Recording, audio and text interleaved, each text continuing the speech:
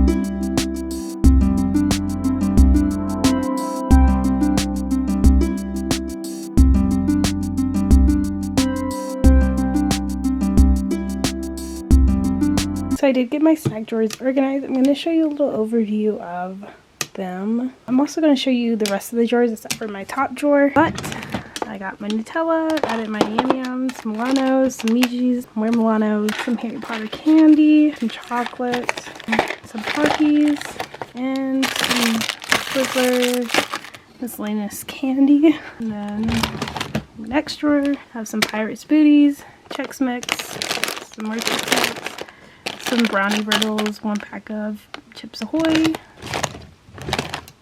they're still overpacked, but we're gonna make it work.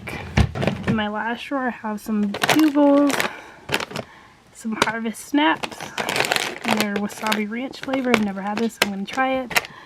Bugles and some granolas. And then in my last drawer are my planner stickers. I'm going to think about getting another drawer just for my stationery and putting it under my desk. But for now, this is my sticker drawer. Got some Harry Potter stickers, just some miscellaneous stickers in here, some Video Gibby stickers, some Avatar pictures, and then miscellaneous pictures, some Christmas for my collages, and then I have planner stickers. So yeah, I got most of my drawers organized.